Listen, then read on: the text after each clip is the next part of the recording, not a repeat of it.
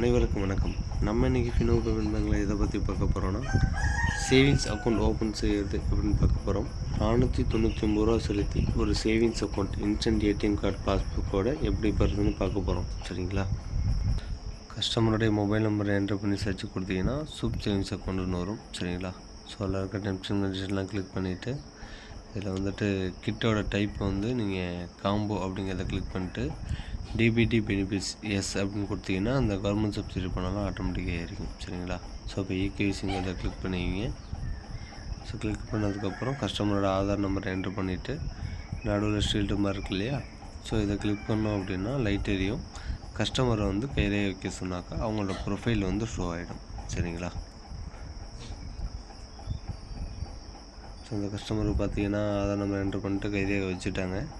வச்சதுக்கப்புறம் நம்ம நெக்ஸ்ட்டு கொடுத்தோம் அப்படின்னாக்கா அவங்களோட டீட்டெயில் நமக்கு ஷோ ஆகும். ஸோ அவங்களோட ஃபோட்டோ பார்த்து அவங்களோட எல்லா டீட்டெயிலும் வந்துடும். மேரிடாக என்னான்னு கொடுத்துங்க. அடுத்து மதர் நேம் கேட்டிருக்காங்க. அவங்களோட கஸ்டமரோட அம்மா பேர் என்னவோ அந்த நேம் என்ட்ரு பண்ணிக்கிங்க.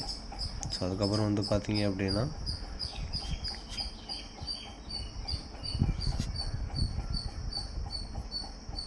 ஓகே ஆக்குபேஷன் கேட்டிருக்காங்க. கஸ்டமர் என்ன பண்ணுறாங்க, அவங்களோட நெச் ஆஃப் ஒர்க் என்னவோ அதை கொடுத்துங்க. ஸோ அதுக்கப்புறம் பார்த்தீங்கன்னா எஜுகேஷன், அவங்க என்ன படிச்சிருக்காங்களோ அந்த குவாலிஃபிகேஷன் கொடுத்துங்க. இல்லை மெயிலிங் அட்ரஸ் சேம் அட்ரஸ்னால் சேம் அட்ரஸ் கொடுத்துருங்க. அப்படி இல்லை வேறு அட்ரஸ்னாக்கா செல்ஃப் டிக்ளரேஷனை கொடுத்து நீங்கள் ஆட் பண்ணிக்கலாம். ஸோ இப்போ நெக்ஸ்ட்டு கொடுத்தீங்கன்னா மறுபடியும் கஸ்டமரோட ஆதார் ஐடென்டிஃபிகேஷன் கேட்கும். கையிலே வைக்க சொல்லுங்கள் கஸ்டமரை.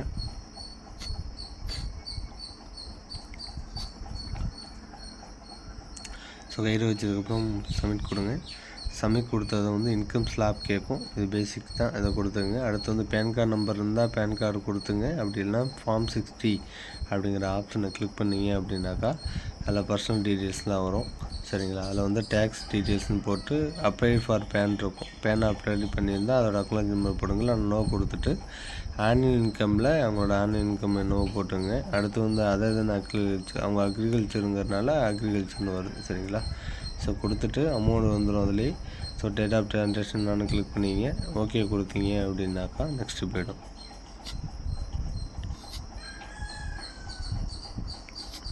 ஸோ நெக்ஸ்ட்டு கொடுத்துட்டு அடுத்து பார்த்தீங்கன்னா ஃபெக் ஆர்டிகுலேஷன் அதை கிளிக் பண்ணால் ஏம் டேக்ஸ் இந்தியா அப்படின்னு சொல்லிட்டு ஃபஸ்ட்டு டிபாசிட் கிடைக்கணும். அதுக்கப்புறம் பார்த்தீங்கன்னா நாமினியோட நேம், யாரை நாமினியாக போட போகிறாங்களோ அவங்களோட நேம் என்னவோ அந்த நேம் டைப் பண்ணிங்க. ஸோ அந்த நேமை என்ட்ரு பண்ணிவிட்டு அதுக்கப்புறம் நாமினியோட டேட் ஆஃப் பர்த். சரிங்களா? ஸோ அந்த நாமினியோட டேட் ஆஃப் பர்த் ஃபஸ்ட் இயரை சூஸ் பண்ணுங்கள். அதுக்கப்புறம் டேட்டு மந்த்தை சூஸ் பண்ணி நம்ம யூஸ் பண்ணிக்கலாம்.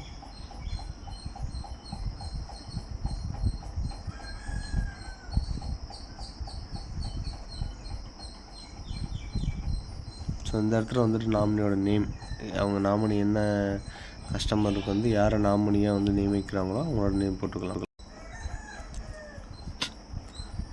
ஸோ நாமினி நேம் என்னவோ அதை டைப் பண்ணிக்கிங்க. ஸோ அதுக்கப்புறம் பார்த்தீங்கன்னா டேட் ஆஃப் பர்த் ஃபஸ்ட்டு இயரை சூஸ் பண்ணுங்கள். இயரை சூஸ் பண்ணிட்டு அதுக்கப்புறம் மந்த்து டேட் எல்லாம் போட்டுக்கலாம்.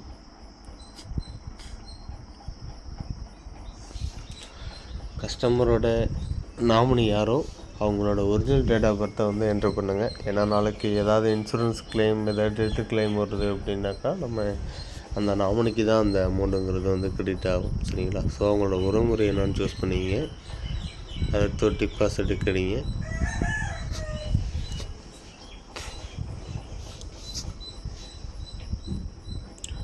ஸோ அதுக்கப்புறம் பார்த்தீங்கன்னா நெக்ஸ்ட்டு கொடுத்தீங்கன்னா கிட் டீட்டெயில்ஸ் கேட்குது. உங்கள்கிட்ட ஏடிஎம் கார்டு இருக்கும் இல்லையா, அந்த ஏடிஎம் கார்டில் ஏடிஎம் கார்டு நம்பர் இருக்கும். ஸோ அந்த கார்டு நம்பரை என்ட்ரு பண்ணிங்க.